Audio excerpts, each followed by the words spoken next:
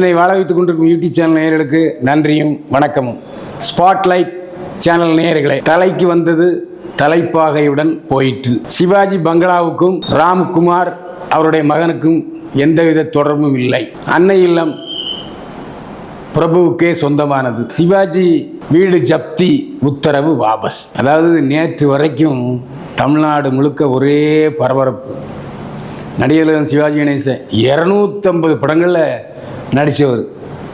அது மட்டுமல்ல, பராசக்தி படத்திலேயே கதாநாயகனாக அறிமுகமானவர்.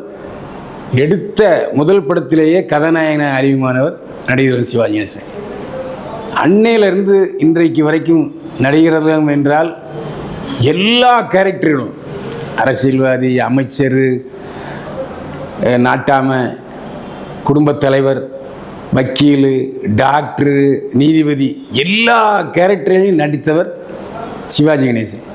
உலகநாயகன் சொல்லும்போது சொன்னார், இப்போது வருகிற நடிகர்கள் எல்லாம் ஏதாவது ஒரு கேரக்டர், புதுசான கேரக்டரில் நாங்கள் நடிக்க வேண்டும் என்று சொன்னால் அந்த வேஷத்தில் நடிகர்கள் சிவாஜி கணேசன் ஏற்கனவே ஒரு படத்தில் நடிச்சிருப்பார்.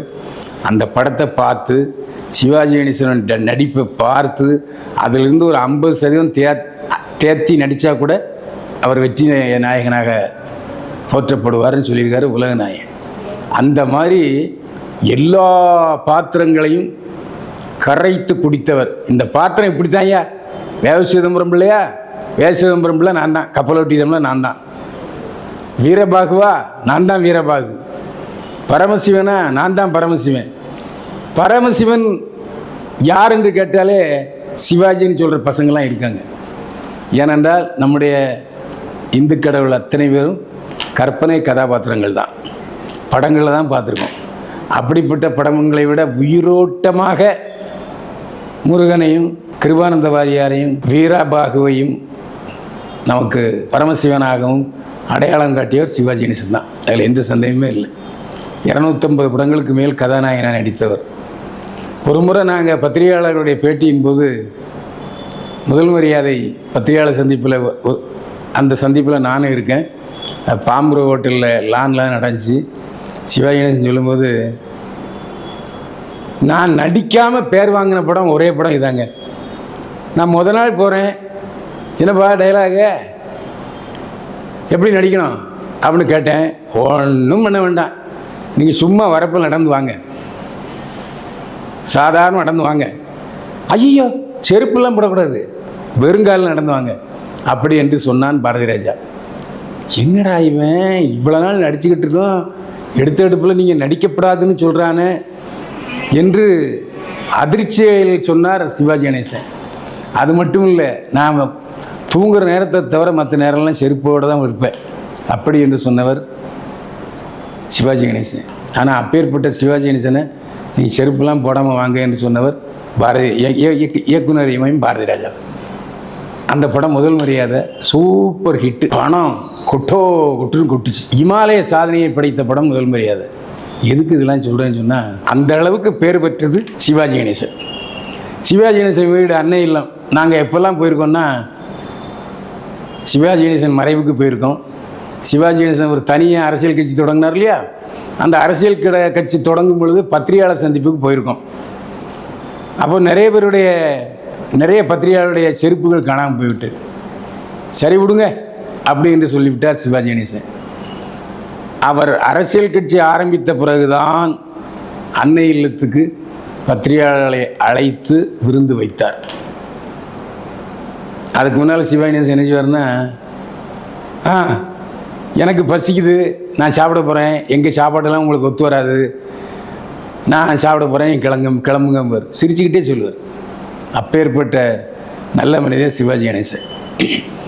அந்த சிவாஜி கணேசனுடைய அன்னை இல்லம், அப்புறம் தஞ்சாவூரில் அவர் கட்டிய 3 தியேட்டர்கள் எல்லாமே அவர் கட்சி ஆரம்பித்தார்ல, அந்த கட்சி ஆரம்பித்து மிகப்பெரிய நட்டம். அதில் அந்த 3 தியேட்டர்கள் கடனாளியாச்சு. அதுக்கப்புறம் இந்த அன்னை இல்லத்தையும் அந்த சமயத்தில் ஏதோ ஒருவர் கடன் கொடுத்திருந்தார் என்றெல்லாம் சொல்லப்படுவது உண்டு. அப்படிப்பட்ட சூழ்நிலையில் தான் நடிகர் சிவாஜி கணேசன் ரஜினிகாந்தை சொல்கிறார், எப்பா இந்த அரசியல் கட்சி ஆரம்பிச்சு ரொம்ப நஷ்டம் ஆகிடுச்சா, சொன்ன உடனே ரஜினிகாந்த் சூப்பர் ஸ்டார் மன்னன் படத்தில் நடித்து கொடுத்தார். அதுக்கப்புறம் சிவாஜி ஹாப்பியானார். சிவாஜி மறைவுக்கு பின்னால் தயாரிப்பாளராக பிரபு தன்னை அறிவித்து கொண்டு சந்திரமுகி படத்தை எடுத்தார். அது குட்டுன்னு குட்டிச்சு. அதற்கு பிறகுதான் சிவாஜி குடும்பத்தில் சொத்து தகராறு வந்துச்சு. கேஸுக்கு போனாங்க. சிவாஜியினுடைய மகள்கள் தன்னுடைய அண்ணன்மார்கள் பிரபு ராமகுமார் ஆகியோர் மீது, தம்பிகள் ராமகுமார் பிரபு மீது வழக்கு போட்டாங்க. எங்கள் அப்பா எழுதிய உயில் தப்பான உயில், பொய்யான உயில். வழக்கு போட்டது யாரு? சிவாஜியோட மகள். அதுக்கப்புறம் கோர்ட்லலாம் போய் எல்லோரும் சமரசம் ஆகி இன்றைக்கு சிவாஜி கணேசனுடைய சொத்துக்கள் பிரிக்கப்பட்டு விட்டது. சாந்தி தியேட்டர் விற்கப்பட்டது, சொத்து பிரிக்கப்பட்டது.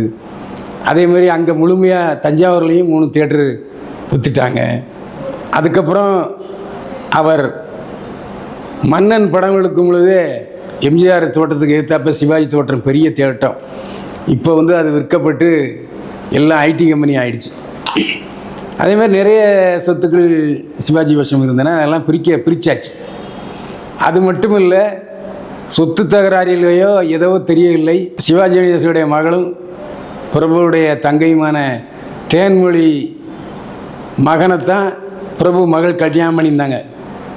அவங்களுக்குள்ள விவகாரத்தை ஆயிடுச்சு வெளிநாட்டிலேயே. அதுக்கப்புறம் இப்போ சமீபத்தில் இயக்குனர் ஆதித்ய ரவிச்சந்திரனுக்கு தன்னுடைய மகளை பிரபு திருமணம் செய்து வைத்திருக்கிறார். அது நல்லா நடந்துச்சு.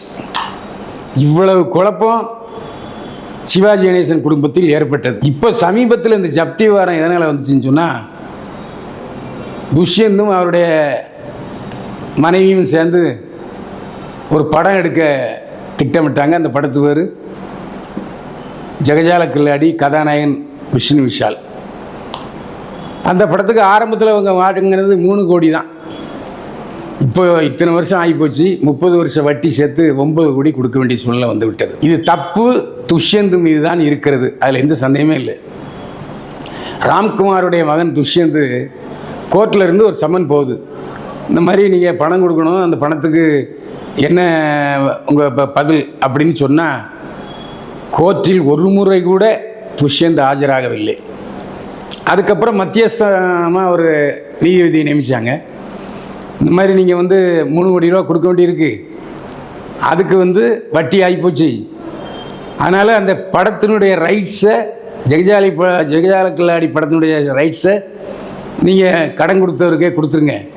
அவர் படத்தை ரிலீஸ் பண்ணி அதில் வருமானம் அவருடைய பணத்தை எடுத்துக்கிட்டு மீதி உங்கள்கிட்ட கொடுத்துருவாருன்னு சொன்னாங்க மத்தியஸ்தர். அந்த மத்தியஸ்தர் தீர்ப்பையும் ஏற்றுக்கொள்ளவில்லை துஷ்யந்த். அதுக்கப்புறம் அந்த கோர்ட்டிலிருந்து பல முறை சமன் அனுப்பியும் துஷ்யந்த் போகலை. கடைசி கட்டமாக உயர்நீதிமன்றத்துக்கு போனார் அந்த கடன் கொடுத்தவர். உயர்நீதிமன்றத்தில் சொல்லிட்டாங்க, அவர் கோர்ட்டையும் மதிக்கலை, ஒன்றும் மதிக்கலை. அதனால் 9 கோடி தொகையை வட்டியோடு சேர்த்து கொடுக்கணும் துஷ்யந்த். இல்லைன்னா சிவாஜி பங்களாவை ஜப்தி பண்ணுங்கன்னு சொல்லி உயர்நீதிமன்றம் உத்தரவு போட்டு விட்டது. அதுக்கப்புறம் தான் பத்திரிகையாளர்கள் பரபரப்பாக செய்தி போட்டாங்க, யூடியூப்பில் செய்தி போட்டாங்க. அப்புறம் பேரரசும் தயாரிப்பாளர் மற்றும் விநியோகஸ்தர் கே ராஜனும் ஒரு ஆடியோ வெளியீட்டு விழாவில் 250 படம் நடித்த சிவாஜி படம் ஜப்தி, சிவாஜி வீடு ஜப்தி ஆகுது, இது என்ன இது அதுன்னு கொஞ்சம் பேசுனாங்க, உணர்ச்சி வசப்பட்டார்கள். நியாயம். ஏன்னா எவ்வளோ சம்பாதிச்சார் சிவாஜி, அவர் வீடு ஜப்தியா என்ற சூழ்நிலைக்கு தள்ளப்பட்டது. பிரபு மற்றும் விக்ரம் பிரபு அமைதியாக இருந்தாங்க. திடீரென்று இன்று காலை என்ன பண்ணிட்டாங்க, நேராக ஹைகோர்ட்டுக்கு போய், ஐயா சிவாஜி கணேசனுடைய அன்னை இல்லம் பங்களாவுக்கும் சிவாஜியுடைய மூத்த மகன் ராம்குமாருக்கும் அவருடைய மகன் துஷ்யந்துக்கும் எந்த சம்பந்தமும் இல்லை. போக்ரோடில் இருக்கிற அன்னை இல்லம் சிவாஜி கணேசனுடைய பங்களா முழுக்க பிரபுவுக்கும் அவர் வாரிசுகளுக்கும் சொந்தமானதுன்னு சொல்லிட்டாங்க. அதற்கு பிறகுதான் அந்த ஜப்தி உத்தரவு வாபஸ் வாங்கப்பட்டதாக தகவல் தெரிய வந்துள்ளது. அதைத்தான் நான் சொன்னேன், தலைக்கு வந்தது தலைப்பாகையோடு போய்விட்டது. அதாவது அண்ணன் செய்த தப்பை அகற்றிவிட்டு தம்பி பிரபு அன்னை இல்லத்தினுடைய உரிமையாளராகி ஜப்தியிலிருந்து அன்னை இல்லத்தை தடுத்து விட்டார். இதான் உண்மை. இந்த சிவாஜி கணேசன் வசித்த சாலை இப்போது செவாலிய சிவாஜி கணேசன் சாலையாக மாற்றப்பட்டு விட்டது. நிறைய பேருக்கு தெரியாது. சிவாஜி கணேசன் இருக்கிற அந்த பங்களா தெருவுக்கு பேர் சவுத் போக் ரோடு. இந்த போக் என்பவர் யார்? ரொம்ப பேர் தெரியாது. தமிழ்நாட்டினுடைய கவர்னர் ஜெனரலாக இருந்தவர். அவர் அந்த சாலையில் வசித்தார். அதனால அதுக்கு போக் ரோடு என்று பெயர் வந்தது. அது மட்டும் இல்லை, ஆரம்பத்தில் அந்த சிவாஜி பங்களாவை அந்த இடத்தை விற்றவர் சென்னை பட்டணம்பொடி அதிபர். சென்னை பட்டணம்பொடி அதிபரிடமிருந்து தான் 1960களில் சிவாஜி கணேசனுடைய சகோதரர் அதை வாங்கியிருக்கிறார். வாங்கி செப்பனிட்டு சிவாஜி பங்களாவாக கட்டினார். அதுக்கப்புறம் அந்த எல்லாருமே தன்னுடைய குடும்பத்தை சேர்ந்த அனைவரையுமே அங்கே தங்க வச்சு சோறு போட்டார் சிவாஜி கணேசன். சிவாஜி கணேசன் மறைவுக்கு பிறகு அது செவாலிய சிவாஜி கணேசன் சாலையாக மாறியது. சிவாஜி கணேசன் சாலை என்பது, அந்த சிவாஜி கணேசன் பங்களா என்பது சாதாரணமான விஷயம் இல்லை. அந்த இல்லத்துக்கு பிரதமர் கரண் சிங் வந்திருக்கிறார், நிறைய அமைச்சர்கள் வந்திருக்கிறார்கள், பெருந்தலைவர் காமராஜர் வந்திருக்கிறார், ஜெயலலிதாவும் சந்தியாவும் அந்த பங்களாவுக்கு வந்திருக்கிறார்கள். அந்த பங்களாவில் சாப்பிடாத முக்கிய சினிமா பிரமுகர்களும் கிடையாது, முக்கிய அரசியல் பிரமுகர்களும் கிடையாது. அந்த அளவுக்கு பெயர் பெற்ற இடம் அன்னை இல்லம். அந்த அன்னை இல்லத்துக்கு சிவாஜி கணேசனுக்கு அஞ்சலி செலுத்த வந்த முதல்வர் ஜெயலலிதாவிடம் விஜயகாந்த் கோரிக்கை வைத்தார்.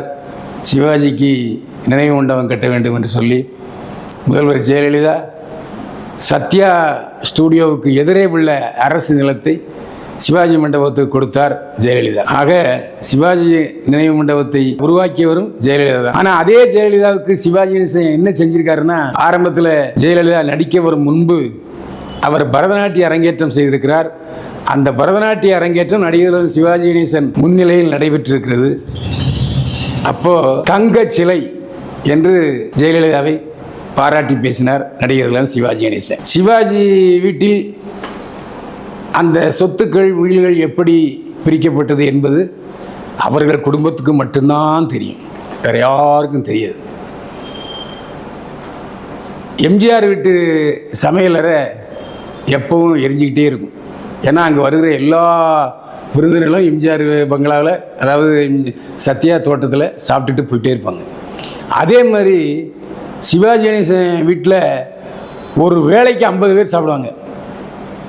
சிவாஜி குடும்பம், சிவாஜியோட அண்ணன் குடும்பம், சிவாஜியோட தம்பி குடும்பம், அது அல்லாமல் மகள்கள் வேறு.